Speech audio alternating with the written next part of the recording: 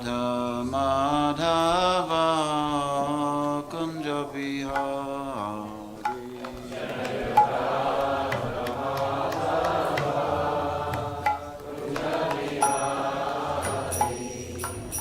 Gopi Jana Ballabha Girivardhari.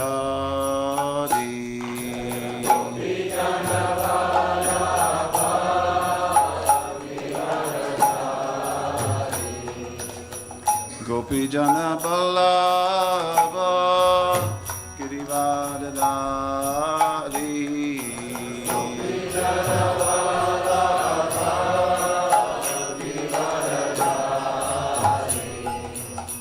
Yashodanandana Brajajana Ranjana.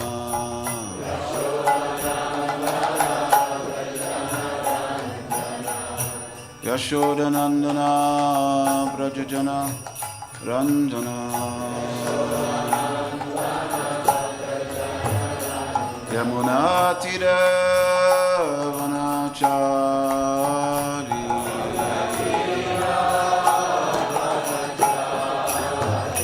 Jai Radha Madhava Kunja Vihari.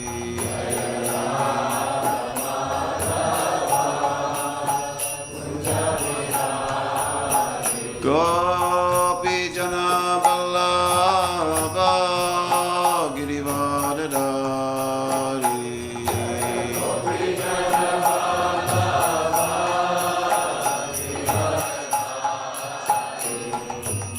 Yashodanandana Brajajana Ranjana.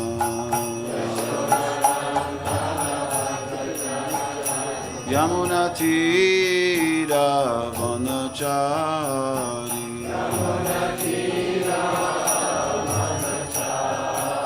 Yamuna Tira Vanachari.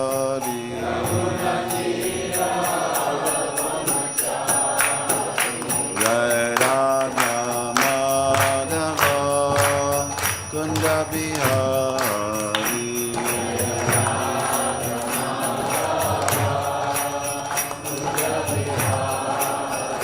Jaya Radha Madhava Kunja Vihari.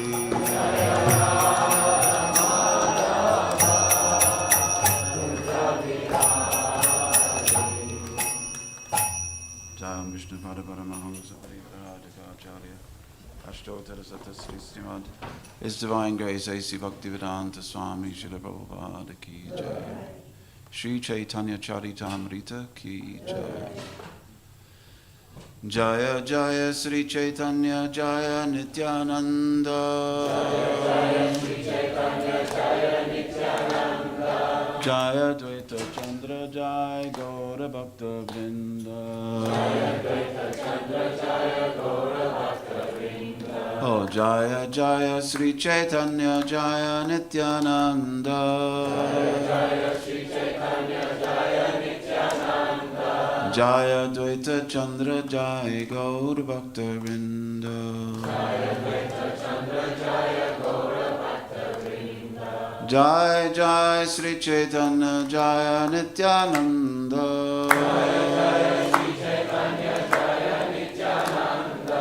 Jaya Dvaita Chandra Jaya Gaur Bhakta Vrinda. Jaya Dvaita Chandra Jaya Gaur Bhakta Vrinda. Hare Krishna. Thank you for such a rousing kirtan this morning. This is what we do. Even the king doesn't get that. Where are we? Papanasane? Yeah? Text 79? Yeah. Papa Nashane Vishnu Kaila Darashan. Papa Nashane Vishnu Kaila Darashan. Papa Nashane Vishnu Kaila Darashan. Sri Ranga Kshetre Tobe Karila Gaman Sri Ranga Kshetre Tobe Karila Gaman Sri Ranga Kshetre Tobe Karila Gaman Papanashane Vishnu Kaila Darashan Sri Ranga Kshetre Tobe Karila Gaman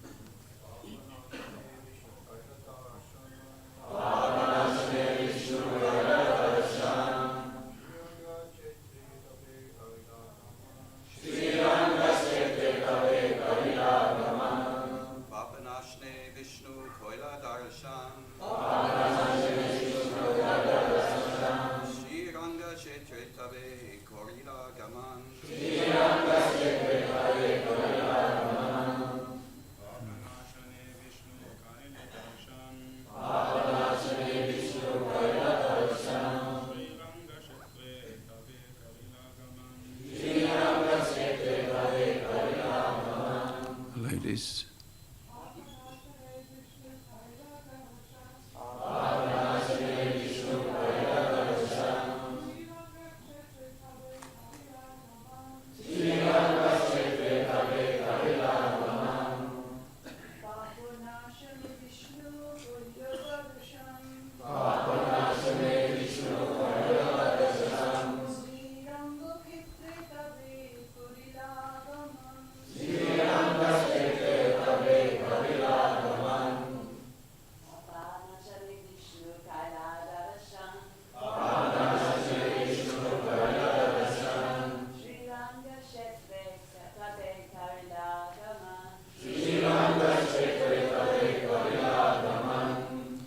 Papanashane, at the place named Papanashana.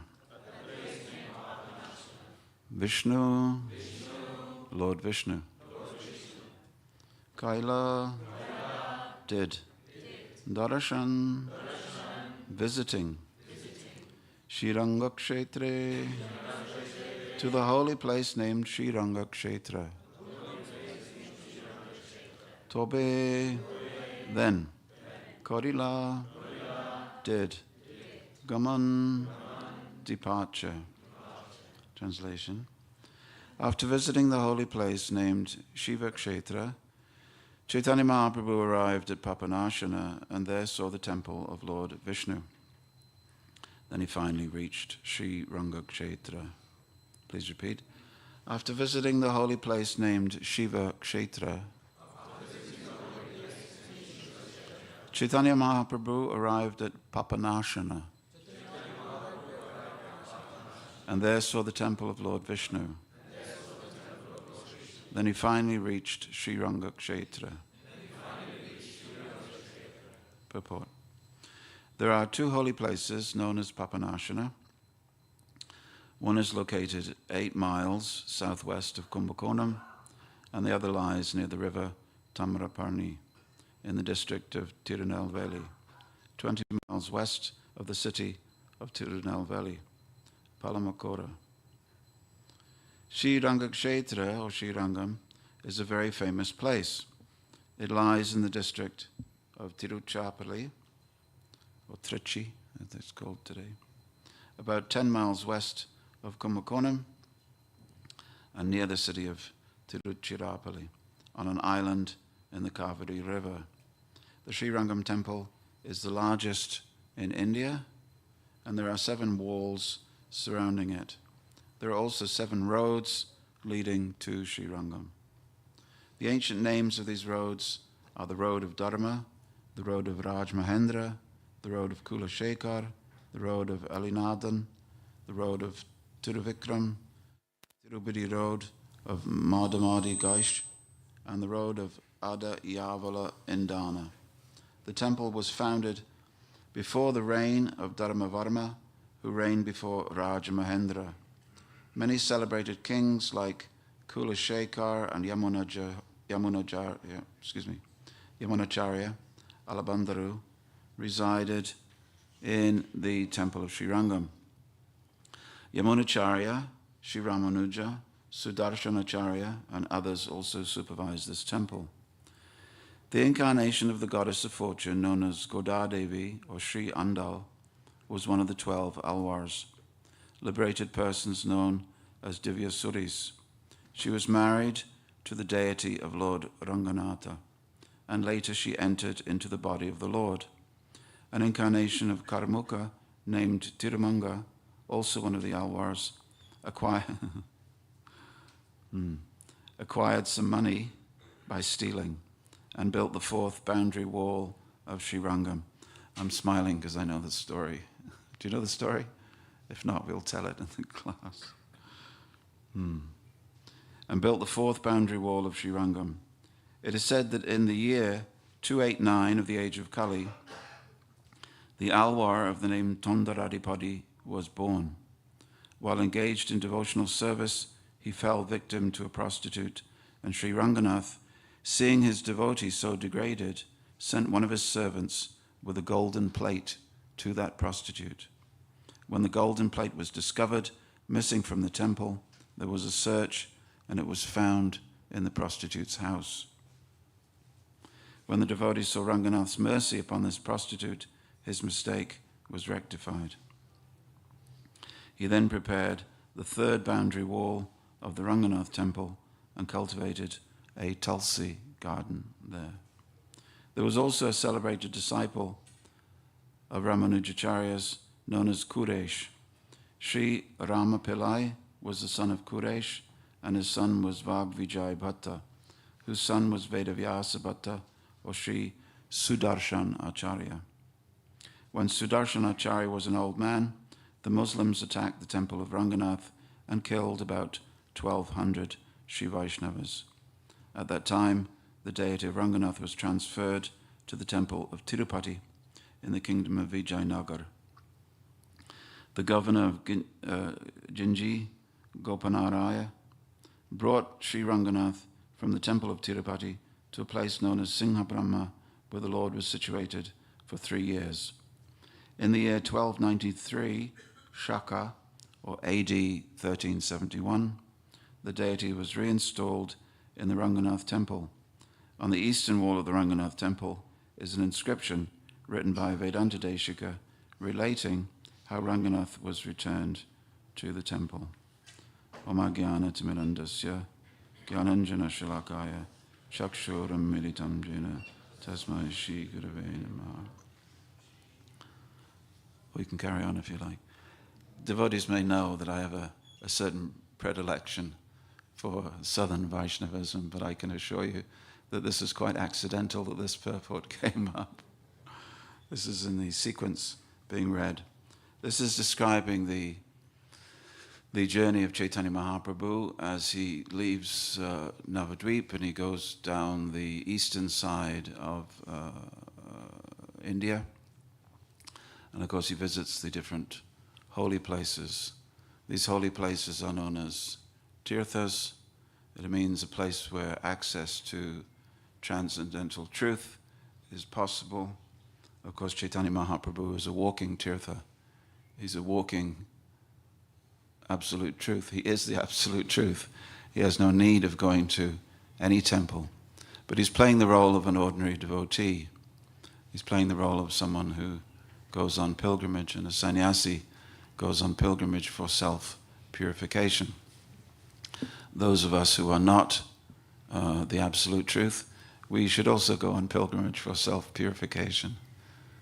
If any of you are the absolute truth, please let me know, and I will honor you and worship you. But here we have a description of the Srirangam temple. Anybody been to Srirangam? Yeah, it's very nice. It's meant to represent Vaikuntha. When you get to Vaikuntha, there are 7 walls and 7 gates. And at the last gate of Vaikuntha, there are 2 at each of the gate there are two guards. They all have names. And the last guards are? Oh, you know that. How do you know these things? Very good. This is good. So, and Srirangam is meant to recreate for you the experience of entering Vaikuntha. And there are many walls, and in the innermost walls of some of the innermost walls is called the Agraharam, where the Brahmins live. And it was in that place that Chaitanya Mahaprabhu lived with Venkata Bhatta and his family.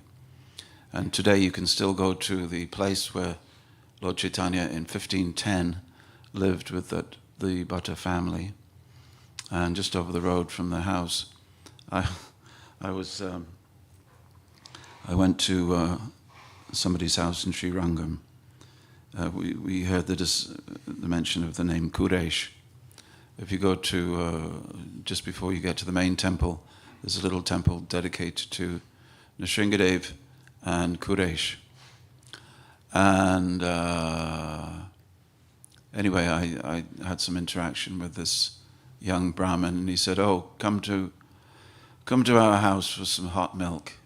This is a traditional Vaishnava thing. And I was looking around his house. The house was made of granite. I said, "How long have you lived here?" His English wasn't so good. I said, "How long have you lived here?" He said, "Oh, 1100. I said, "No. How long has your family lived here?" He said, "Since 1100. So his family, tell that to people who are finding it difficult to find a home these days. 1100. So that was how many years? 900 years? 900 years.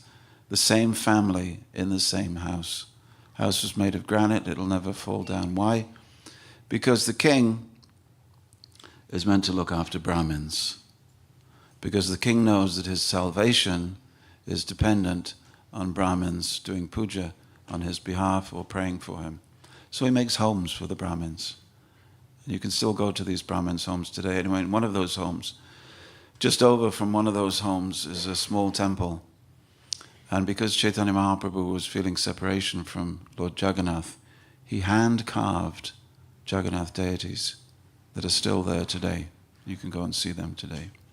So not only can you have darshan of Jagannath, you can have darshan of Jagannath hand-carved by Chaitanya Mahaprabhu, the greatest devotee of Jagannath. So what a wonderful thing. So he was there in 1510. The main deity of Ranganath, they say, is originally worshipped by Hanuman, given by Lord Ram to Hanuman, and or something like that. So the deity's been worshipped there a long time. These walls do not only have a spiritual function to remind you of Vaikuntha, they also have a practical function because the walls are meant to protect the deity. I noticed, thank you very much, Vishaka Prabhu, I noticed that in the last few months we've had a new protective wall erected in front of the deities. This is very good. Because deities need protection. Yes, the deity is Krishna, but at the same time, he is Krishna appearing in this world in a very delicate form. So one must be prepared to protect the deity. So we don't have 7 walls here at Bhaktivedanta Manor, but we have one wall. We have a long drive. That helps. We have a gate, one gatekeeper, one gatekeeper at a time, and then we have a wall, another wall, 1 gate and 2 gates. It's almost 7 gates. So well done. It's like coming to Vaikuntha here. So unfortunately, the temple was attacked twice. Not this temple, but the temple in Srirangam was attacked twice, and 1,200 Brahmins were killed. Very, very serious. And one of the devotees was, anyway, we won't dwell on that story, but it was very vicious, very bloody. So there was a story of, interesting, there was a deity of, so the Mula, there's a Mula Vigraha, which is black granite, and it's Krishna Vishnu lying down, Mahavishnu lying down. And Garbhodaksha Vishnu actually lying down, which is quite common in the south. And granite is it's very impervious to any damage. And there's lots of it in South India. So whatever material you have locally, that's what you make your deity with less trouble. So when we go to Bengal, we find a lot of deities made with wood or clay.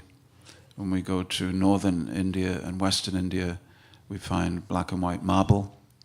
And in the southern areas, we find a lot of black granite. And so even though it's hard to carve, it's made very nicely. And it will last for 1,000 years, which is what you want. If you want to purify human civilization, you have to build a temple that is going to last at least 1,000 years.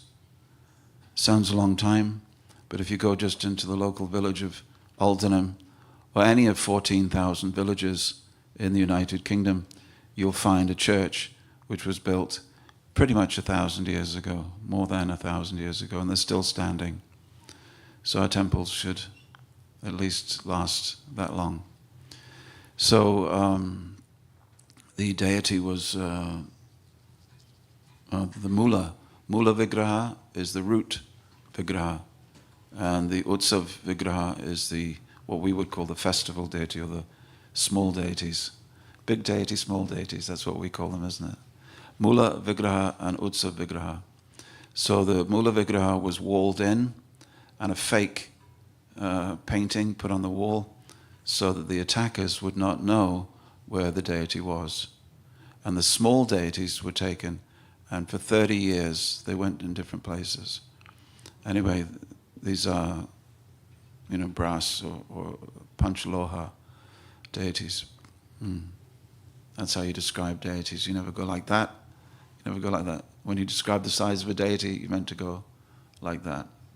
Why? Because that contains the absolute truth. If you put your hand upwards like that, he goes upwards. So for 30 years the deity was traveling, and incidentally, because I helped out this particular temple of Quraysh, then the devotee there, he gave me a gift. Occasionally they take a big blob of sandalwood and they press it onto the Abhay Mudra, or the blessing hand of the deity. And this is, then the imprint of the hand is left in the sandalwood. Sandalwood dries and becomes hard, and then you can preserve that for years. So I was given one of those. Had I known that this verse was going to be for today, I would have brought it in and you could all have a smell in class. But I didn't want to push the envelope, as they say. So Prabhupada is following on the very detailed descriptions of Bhaktisiddhanta Saraswati in his commentaries. And it's Bhaktisiddhanta Saraswati that writes almost a gazetteer of all the holy places, hoping, I suppose, that his disciples are eventually going to reach those places. For this purpose, Prabhupada faithfully reproduced all of his spiritual masters' purports, which also contain the descriptions, sort of frozen in time in the 1920s, 1930s. And so you can get descriptions of train tracks.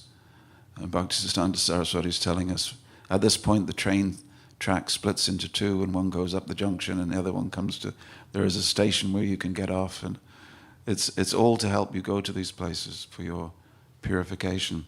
Because what will you find in such a tirtha? Two things in a tirtha.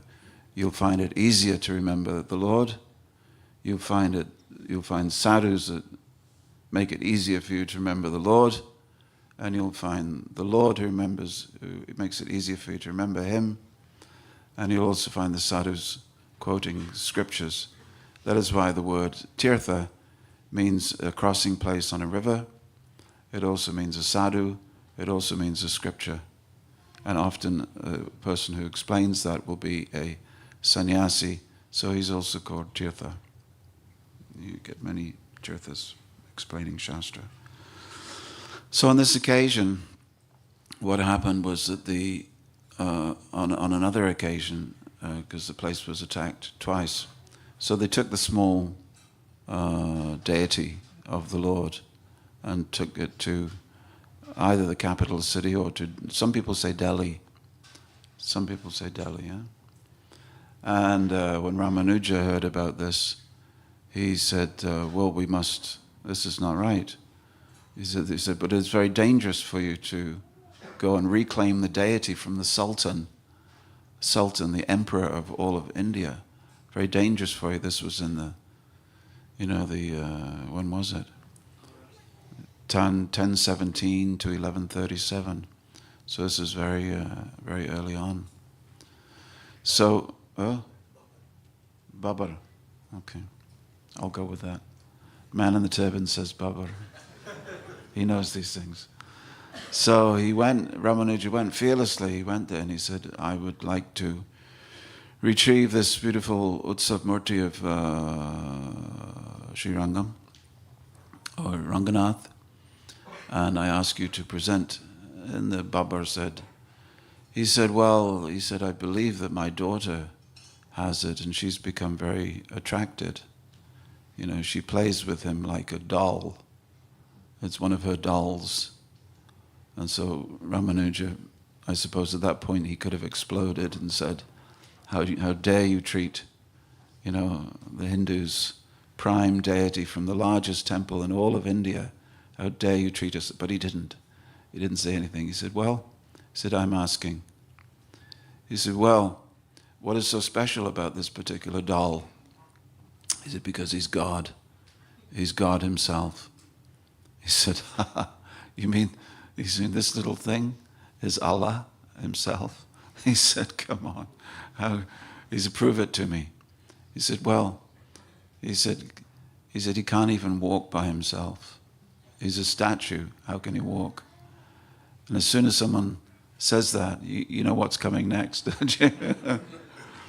So Ramanuja said, if I call him and he comes, then will you believe me?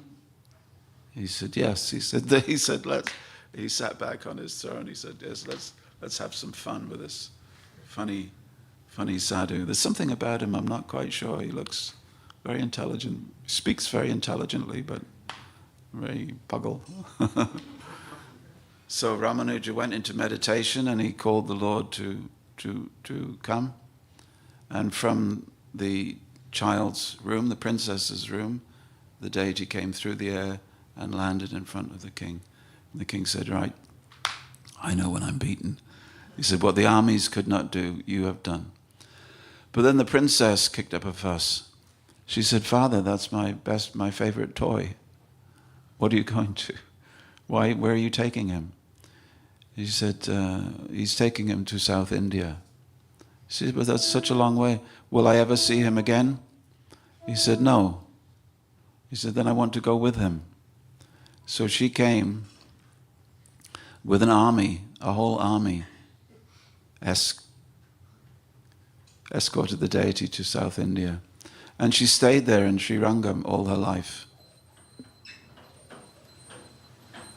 And one day, the curtains opened. And she walked onto the altar to see him again. And she never walked out. She just merged with the deity. That's the story, folks. That's the story I'm telling. So in great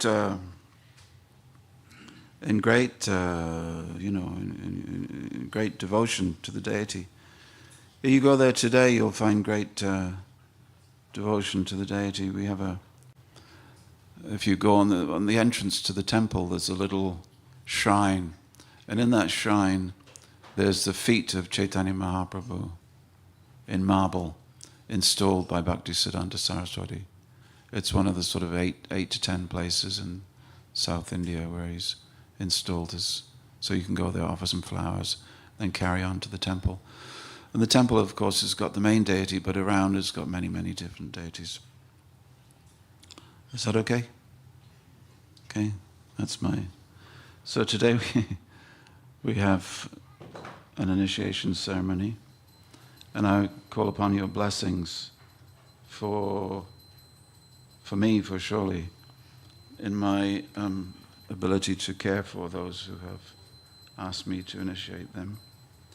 But I also call upon you to bless them as they begin that journey today.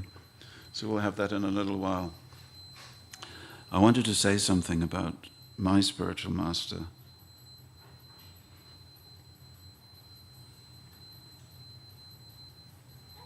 Let's see. So, one thing very much lacking in the world today is compassion. If there was more compassion, there'd be less problems. So it is up to the Vaishnavas to be the bestowers of compassion, the generators of compassion and kindness in the world. This begins the mission of Srila Prabhupada. Gurudas, when he was in the Radha Damodar temple and he found Prabhupada's diaries, and he read Prabhupada's diaries, and then he wrote a letter to Prabhupada and he said, "What shall I do with your old diaries, Srila Prabhupada?" Prabhupada said, "Oh, you can burn them." And so all those diaries were burned because Prabhupada said, burn them. So what do? I'm a disciple of His Divine Grace.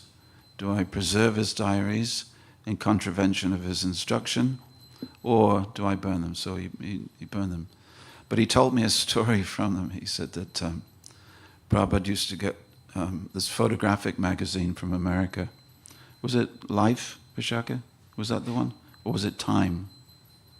Life. So there's a magazine called Life, which was sort of photojournalism.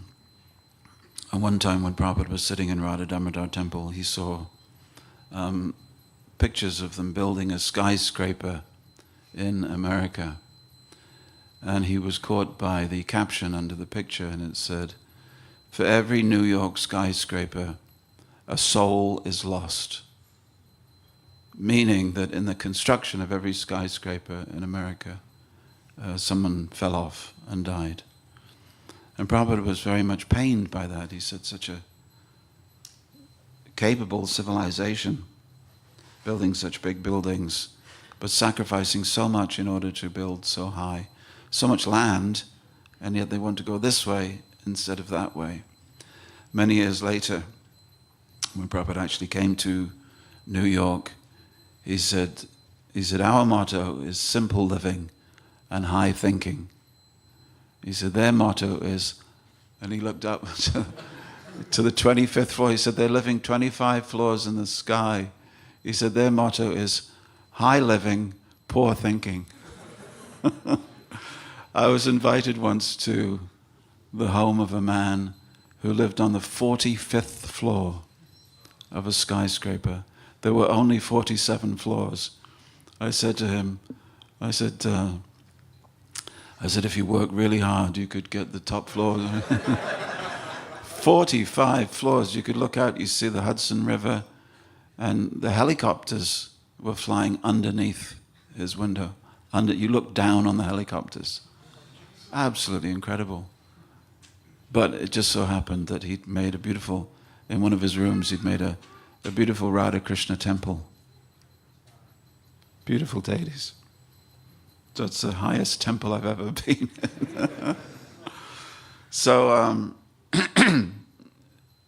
Prabhupada thought that this was symbolic of a civilization that was not developing things of enduring value. Then another story I want to tell you. Prabhupada came to a train station before he left India. And there was a big hoarding, big sign. This is all about pictures and signs. And it was a picture of a painting. It was of a steam train.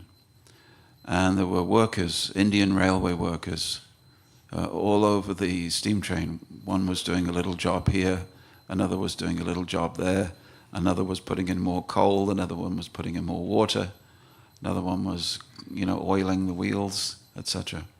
Prabhupada looked at that, and the motto underneath it was written, "Keep the wheels turning." In other words, every employee of the Indian railway system was keeping the wheels turning. That's ultimately what everyone is meant to do. So Prabhupada gave a class one time and he was talking about ISKCON, our movement. He says, whatever you do, something small even, but you're keeping the wheels turning. So please keep the wheels turning. It's nice, huh? So then he came to America, and in Boston, also on the East Coast where Prabhupada originally came, the devotees had just bought a bus, a traveling Sankirtan bus.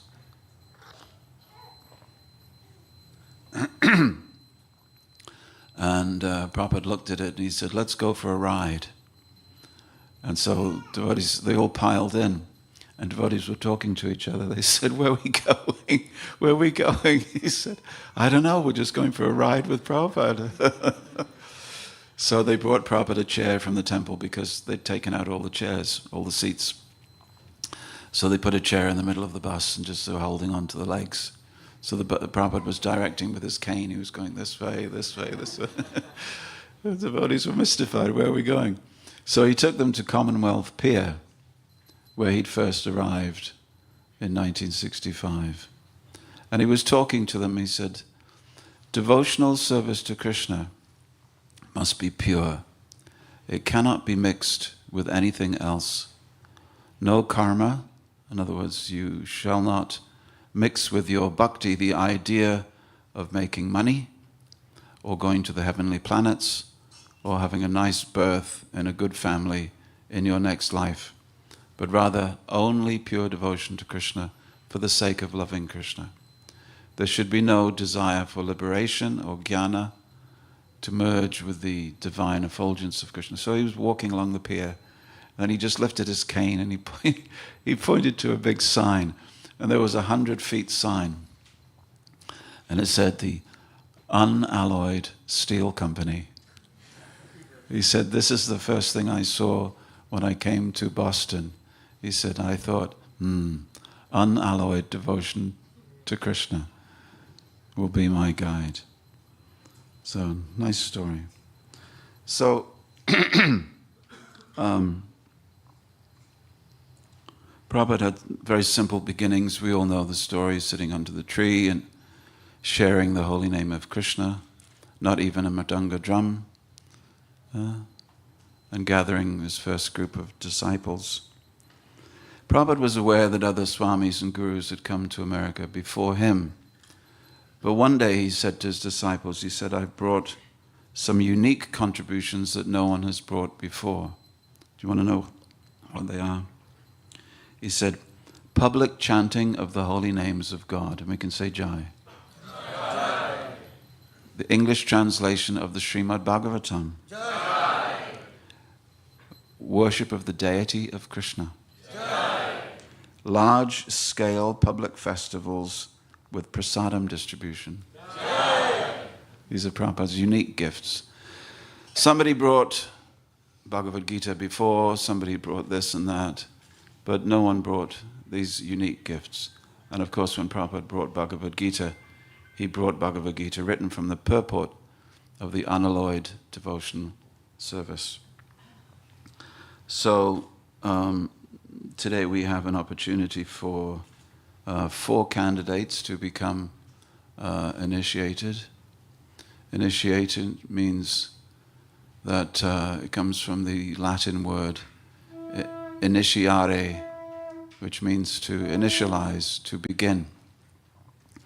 So many of them have spent quite some years beginning.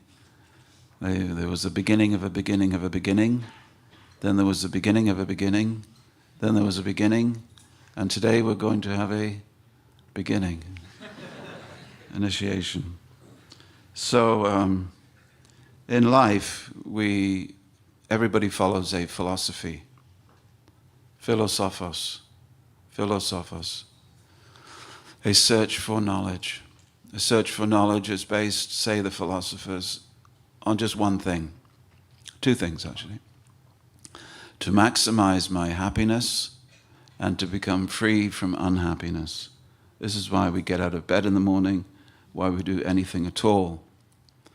Most people don't think or they think that they don't think too much about philosophy, but a lot of thinking is done by others and passed on to us and drunk by us almost unconsciously through television and politicians and educational institutions and newspapers and magazines, conversation of friends, and the way society is constructed.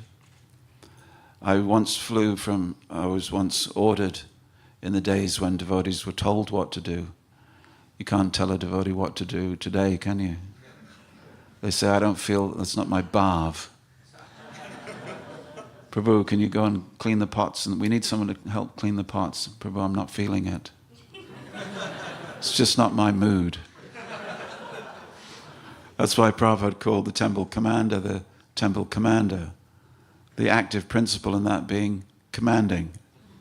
Not that the temple commander is the person who empties the bins and washes the pots himself. You live in a temple, you get commanded. So I was commanded, go to Africa. So I went to Africa, but we didn't have much money, so I went via Moscow, as you do. You go on Russian Airways, and Russian Airways is so lax. So in Russian Airways, I was able to go and sit with the pilots and just have a chat with the pilots as we were flying. Anyway, so we reached Russia, and I was immediately struck. It was during Soviet times, but immediately struck by the absolutely no advertising in the airport. Nothing. When I say nothing, I mean nothing, just bare. Absolutely bare. Whereas in this country, every single place is dominated by advertising. You don't notice it until you move to a place where there's no advertising. So I thought, it made me think how controlled we are. So those who have elected to become devotees, like our candidates today, pretty much they have said that from today the philosophy is going to be that I'm searching for knowledge which comes from one source. Not a politician, not the TV screen, not a magazine, not the advertising hoarding, but I'm going to take the teachings from A.C. Bhaktivedanta Swami Prabhupada. Not from me, by the way. It's from Srila Prabhupada. Just like we had, is it Smarahari? Smarahari, you were carrying Prabhupada this morning? So everybody was looking. And I was looking at Smarahari, and I was looking at Smarahari, looking at everybody else as he was carrying Prabhupada. Of course, it's his joy to carry Prabhupada. But if, due to some cloud of ignorance, he was to think to himself, everybody's looking at me, they like me, you would be misunderstanding. Just like the mosquito that landed on the king's knee, and he was looking at the audience, and he goes, yeah, they like me. This is all about me. And the king just went, and the mosquito was no more. So Srila Prabhupada is definitely our king. We are just his representatives, his vehicle, his mouthpiece, or as we were in our early days, his hands and legs to take his teachings everywhere. Sometimes people say, who's accepting disciples? Are they your disciples, or are they Srila Prabhupada's disciples? In the late 1600s and the early 1700s, this was a big discussion in Sri Rangam. And it led to a parting of the ways in the Sri Sampradaya. And they disagreed over 18 points. 18 points of philosophy. And one of the 18 points of philosophy is that some thought that it's the contemporary living guru that accepts the disciple, and the other persons thought that it's the historic acharya who gives deliverance to the disciple. They've never managed to, but in our tradition it's a fusion of both. We all act. Just like Prabhupada was sitting and he was giving a talk, and he said, what is a guru, he said. He said, now I can see you. Now I can see you. He said, and he put his glasses on, and he said, oh. He said, now I can see you better. He said, then he took his glasses off again, and he held his glasses up like this, and he said, Guru is pair of spectacles, transparent via media. So if you have a telescope, for instance, and there's lots of lenses, the fact that you have one more lens doesn't decrease your ability to see a great distance. It increases. Prabhupada was giving a talk in Mayapur in 1975. He said, so we need 100 gurus in our movement. And all the devotees, you can hear all the devotees go, Jai. He said, we need 1,000 gurus in our movement. Devotees go, Jai. He said, we need 10,000 gurus. And the devotees go, Jai. He said, we need 100 million gurus in this movement. And devotees go, Jai. They go crazy.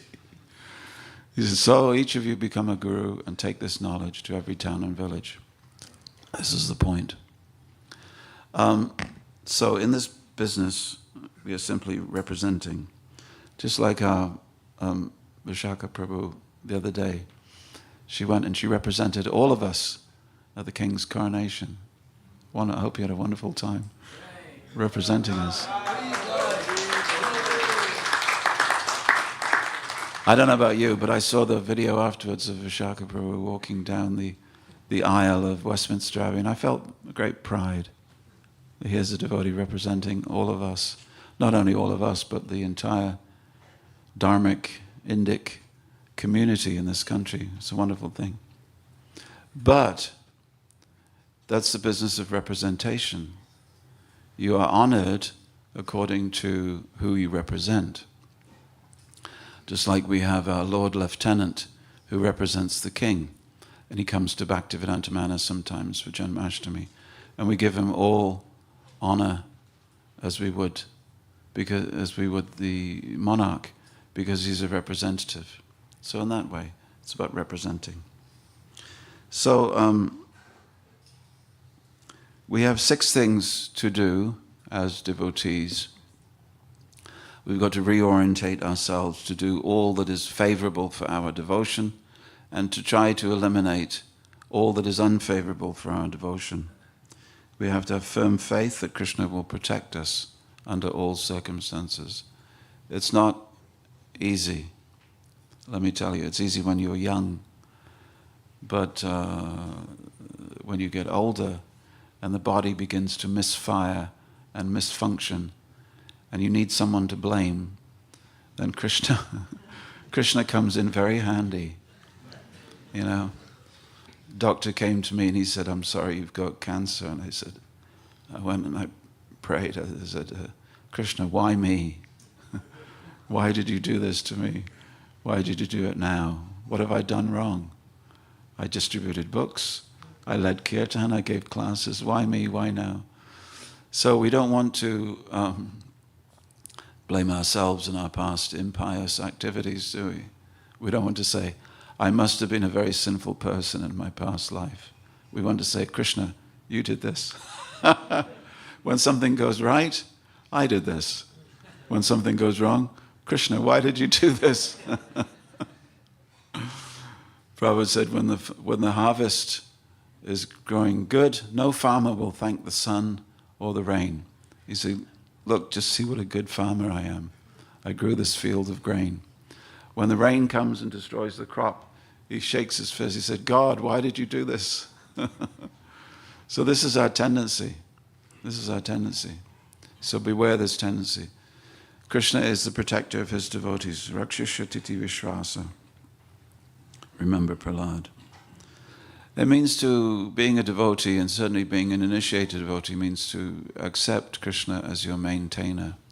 That somehow or another, Krishna will give me everything I need in life. Everything I need is coming from Krishna.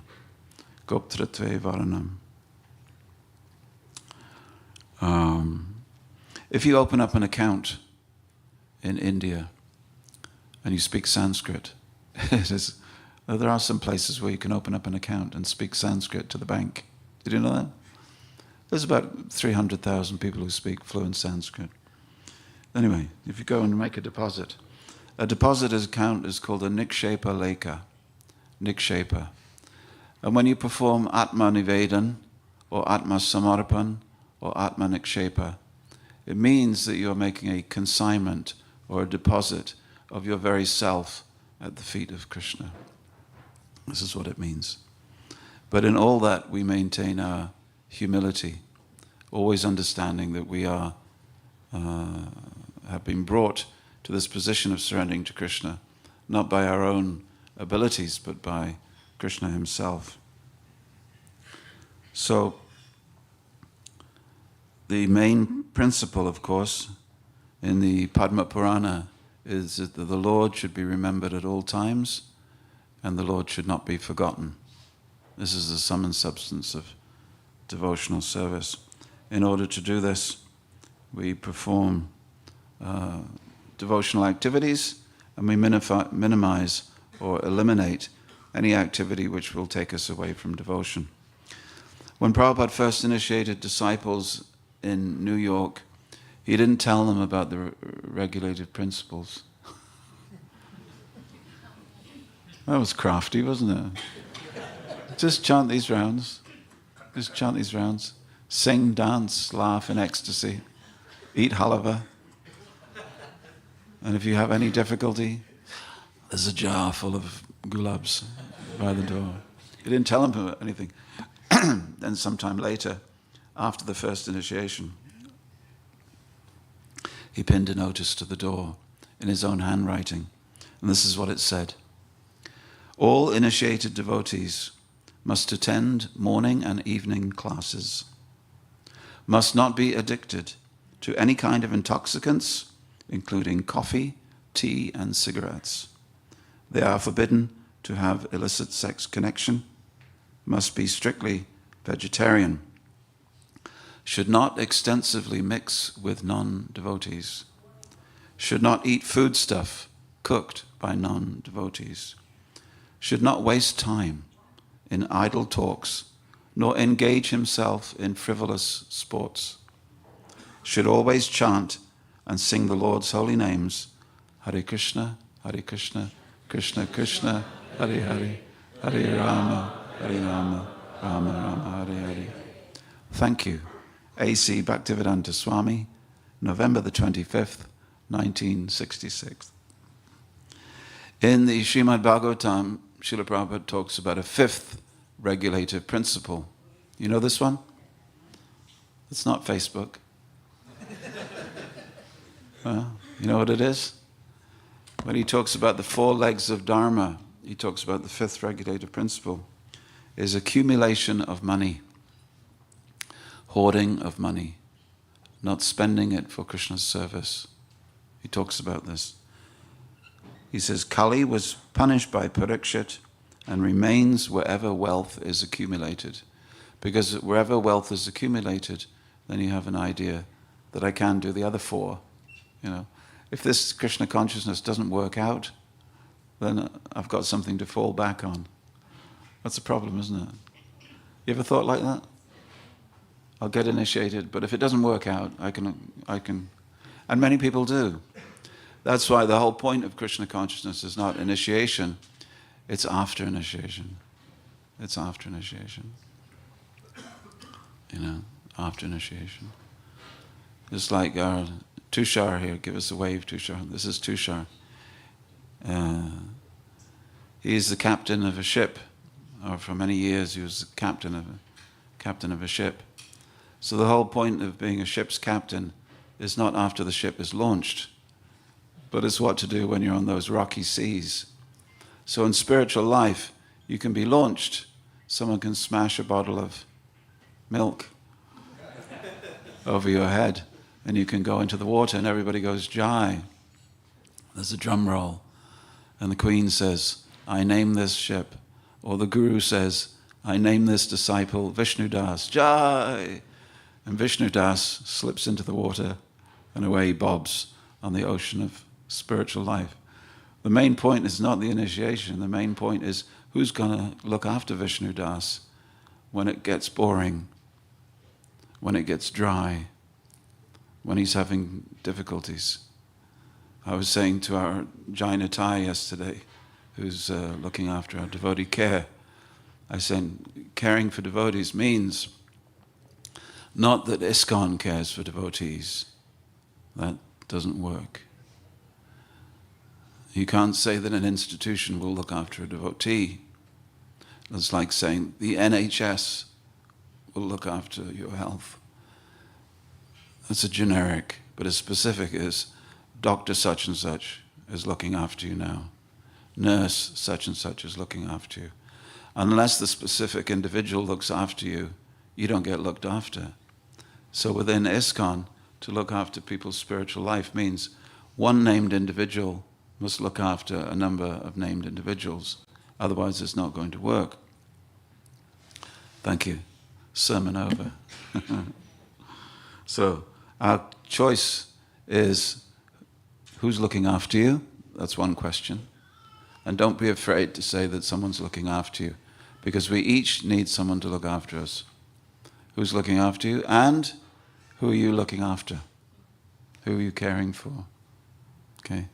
And the answer cannot come, I'm too busy to look after anybody else, I'm just looking after myself.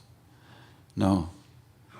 That's when a movement of compassion stops moving. And it becomes a society of practitioners. That's a dead end. We all have to be careful, and we all have to care for others. I just want to dwell on, what's the time now? 1:45. Okay. There are 10 offenses to the holy name of Krishna. If you avoid these 10 offenses, your chanting will be pure. Most of us do not avoid those 10 offenses, therefore our chanting is impure. So you must know what the 10 offenses are, Srila Prabhupada said, just like you must know what the 26 qualities of a devotee are. Because just after he pinned that note to the wall, he pinned a note listing the 26 qualities of a devotee. He said, I'm giving you this list so that you can know what to aspire to. Yeah. So one who knows the 10 offenses will avoid the 10 offenses. You know what they are. But just for your sake. It comes from the Padma Purana. Satam nindanam na paramam aparadam vidanote yata kyatim yatam katam usahate tadvigariham. It's number one, to blaspheme the devotees who have given their lives to the propagation of the name of the Lord. We say that. But to blaspheme a sadhu, someone who's given their life to Krishna, it is not enough to look around a room and think, I'm a good devotee, and this other devotee is a lesser devotee than me. Therefore, it's all right if I blaspheme them. It's all right if I correct them. It's all right if I harbor unhelpful thoughts towards them. Actually, Krishna will work in your life through the devotees, through the sadhus. And every single devotee can teach you something that you don't know. So that being the case, every single devotee is Krishna's representative. If Krishna wants to say something to you to help you with your awareness of him, who's going to say it to you? The man at the newsagents? The policeman? The bus driver? Maybe. But why not the devotee? That's why devotees, Vishwanath Chakravarti Thakur says that devotees are always asking questions of other devotees. And the questions are, how are you serving the Lord these days? What have you discovered in the Shastras that has helped you this week? You know, please tell me something inspirational. Please tell me how I may serve Krishna better. These are the questions that devotees ask each other, not when's prasadam.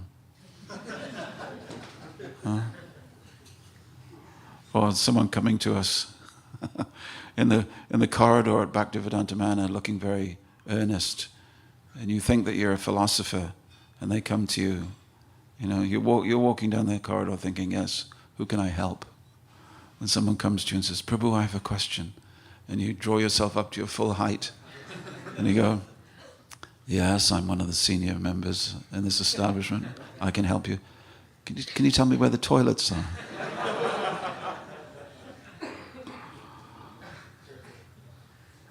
But that is also a very important question. It's also a very important question. Anyone who comes to this place is teaching us by their questions. But to ask important questions and to receive answers and to listen, very important.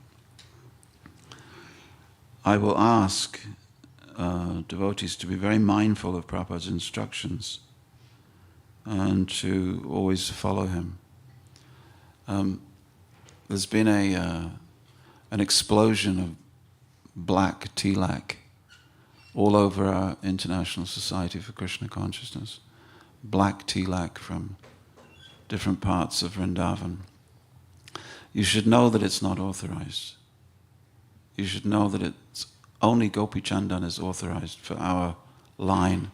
If you look at Srila Prabhupada, Prabhupada is wearing Gopi Chandan. The senior devotees are wearing Gopi Chandan. Everybody wears Gopi Chandan up until just a few years ago. It is not up to you to invent new colors, new ways, because that's a way of drifting. And a boat adrift is no use to the passengers or to anybody. So we should be very careful there. So Gurura Vagya, follow Srila Prabhupada's instructions. Is that all right?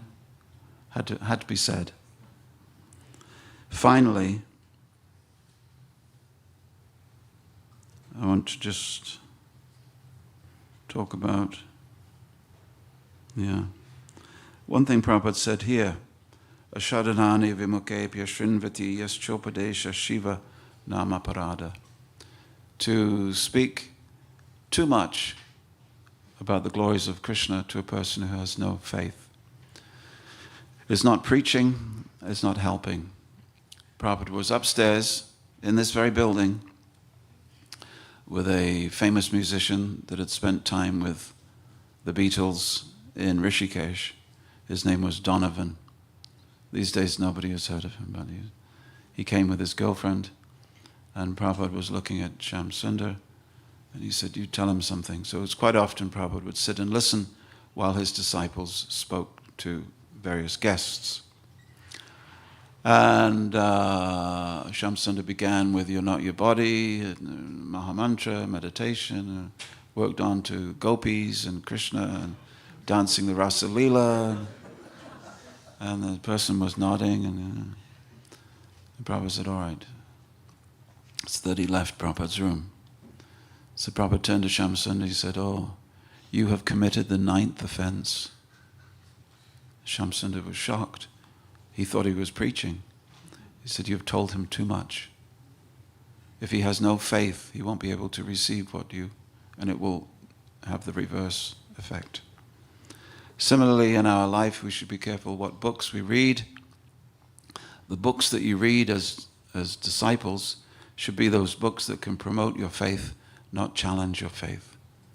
Sometimes I've had to deal with the unfortunate consequences of devotees reading books from Vrindavan. Now anybody writes about anything, don't they? And we sell it in the shop, and any book on any subject. But then devotees privately come to me and they say, I'm really, my faith is just, I bought it in the temple shop at the manor and I just can't get my head around it because it's preaching to the faithless. So the books that you read should be commensurate with that. All right, thank you for that. Finally, I want to say, are we okay for time? We're all right, we're doing okay. Prabhupada had a heart attack, he had another heart attack, and then he had a third incident in 1967. And at different times he said that I don't know how long I have. And one time when he was going to Japan, he was going to Tokyo to print the Krishna book in 1970, he called his disciples in Los Angeles and he said, look, I don't know even if I'm coming back. But if I'm not coming back, I want you to carry on this movement without me. And he gave them an important series of instructions. So this is what he said. So my advice to you, I am an old man, so even I may not return. You shall continue this Krishna consciousness movement. This is eternal. And I shall request you to keep the standard as I've already given you the program, the deity worship, the kirtan, the street sankirtan, the distribution of books. You should carry on this program with great enthusiasm. That is my request. And then he reflects and he says, and he begins to describe the first couple of verses of the Upadeshamrita. He says, in the path of Krishna consciousness, the first principle is enthusiasm. If you lack enthusiasm, then other things will not happen. Okay? Where are you? Where's our candidates for today? Tushar, Arti, and Sham. Where's Tripti? Tripti's here? Oh, Tripti's on the chair, okay. So first principle is enthusiasm. If you lack enthusiasm, then other things won't happen. You can't do anything. Well, what if I don't feel enthusiastic? You know what Prabhupada said? Then you become enthusiastic to become enthusiastic. Fake it till you make it. He didn't say that. And you can keep enthusiastic, the secret of it, if you follow the rules and regulations and chant regularly. Hare Krishna mantra. Otherwise, that enthusiasm also will dry. So 6 things are required for advancing Krishna consciousness. The first thing is enthusiasm, utsahan, dharyat, and be patient, nishchayat, with conviction, firm conviction. Utsahan, dharyat, nishchayat, tat tat karma paravartanad. Following the rules and regulation, chalked out plans. And satovrate, dealing very straightforward, no diplomacy, no politics, no duplicity. All right? That will not help. Satovrate. Vrite, his profession, should be very straightforward. No underhand dealings between the devotees. Satovrate and sadhu sangha, in the association of devotees. 6 things. Let's say them together. Enthusiasm. Patience. Firm conviction. Following the rules and regulations. Dealing straightforward. No duplicity. And in the association of devotees. If you can keep these 6 principles always in front, then your progress in Krishna consciousness is sure. There is no doubt about it. And with that, Prabhupada left for Tokyo. So our ceremony today is in 2 parts. The fire sacrifice and the name giving will be in the Haveli. We'll have breakfast at 10, those who want to come to the ceremony. Those that don't, there's breakfast at 9, and then you can come in at 10 to, just say Jai. But if you want to be... You can launch the ship, so to speak. But I would like you all now to please say Jai.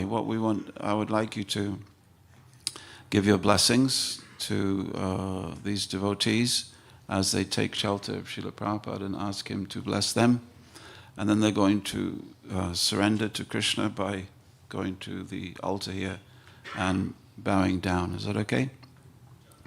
So the way we will do it is we'll clear a space. I would like half the men on this side and half the ladies can be on this side, and clear a space in front of Prabhupada and in front of the deities, and we'll say some prayers. And can someone do this microphone for me, please? And if our candidates can please come and assemble in front of Srila Prabhupada. Actually, I'll sit, it's okay. In the Haveli. Here, in the Haveli. Yeah. So if you could all please be upstanding. Thank you very much. This is just a... And our candidates in front of Prabhupada with your left shoulder towards Prabhupada, please. And we're going to help them by saying the following verses. It's from Ohe Vaishnava Thakur. You ready? Where's Tripti? Tripty's there. Okay. That's it. Very good. Back on it. Please recite very loudly, including our candidates looking at Prabhupada. Dear Srila Prabhupada, O Venerable Vaishnava, devotee of Krishna, O Ocean of Mercy, be merciful unto me, your servant. Give me the shade of your lotus feet and purify me. I hold on to your lotus feet. Teach me to control my 6 passions. Rectify my 6 faults. Bestow upon me the 6 qualities. And offer unto me the 6 kinds of holy association.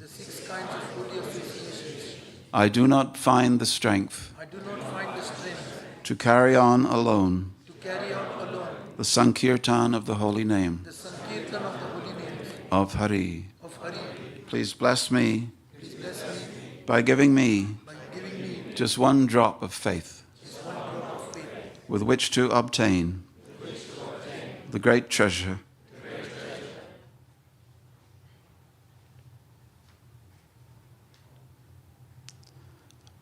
of the holy name of Krishna. Krishna is yours. You have the power to give him to me.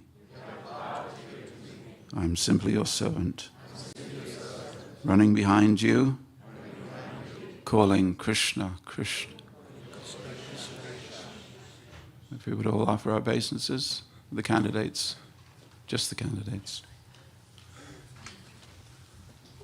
We chant the prayers. Nama Om Vishnu Padaya Krishna Preshtaya Bhutale Shrimate Bhaktivedanta Swaminiti Namine Se Saraswati Deve Gauravani Pracharine Nirvishesha Shunyavadi Paschatya Deshatarine Srila Prabhupada Ki Jai. Please shower them with your appreciation by the words Jai or Sadhu, Sadhu, as they make their way to Sri Krishna and Radha.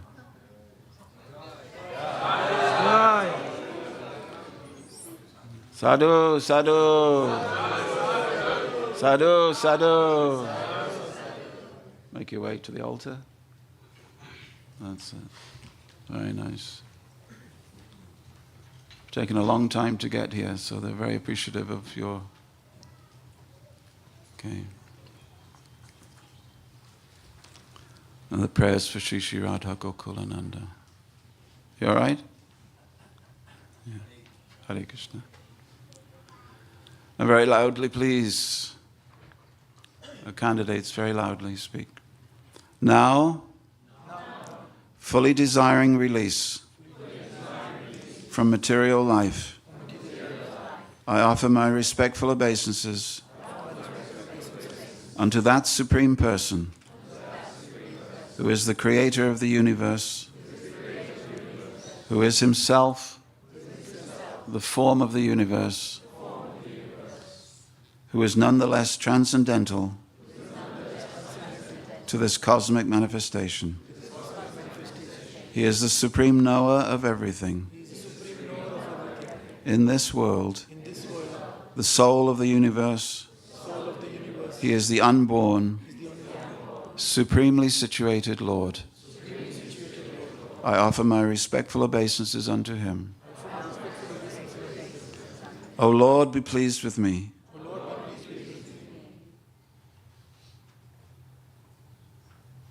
I am suffering from the miseries of birth and death, inflicted on me due to my aversion to you. I now surrender to you.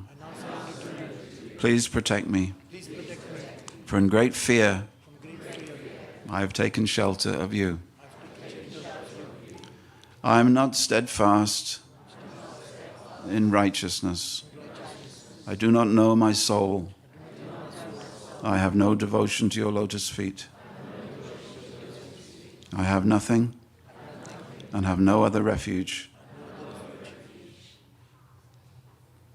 My protector, I take refuge at your feet. Pay obeisances. Shri Shri Radha Gokulananda Ji Ki Jai. Shri Shri Radha Gokulananda Ji Ki Jai. Sitarama Lakshman Hanuman Ji Ki Jai. Shri Shri Gauranitai Ki Jai. Om Vishnupada Paramahansa Parivrajaka Ashtottara Sattva Simad. His Divine Grace A.C. Bhaktivedanta Swami Srila Prabhupada Ki Jai. Nanta Koti Vaishnavirinda Ki Jai. Namacharya Srila Haridas Thakur Ki Jai. Prem Se Kaho Shri Krishna Chaitanya Prabhu Nityananda Shri Advaita Gadadhar Srivasari Gaura Bhaktivinoda Ki Shri Shri Radha Krishna Gopinath Shamakunda Radha Kunda Giri Govardhana Ki Jai. Vrindavan Mayapura Jagannath Puri Ram Ki Jai. Ganga Mata Ki Jai. Jamuna Mai Ki Jai. Tulsi Maharani Ki Jai. Bhakti Devi Ki Jai. Samaveta Bhakta Vrinda Ki Jai. Gaura Premanandi. All glories to the assembled devotees. All glories to the assembled devotees. All glories to the assembled devotees. Srila Prabhupada Ki Jai. Hare Krishna, thank you very much. So now we'll process down to the Haveli, where the initiation ceremony will conclude with a name giving and fire sacrifice. Hare Krishna.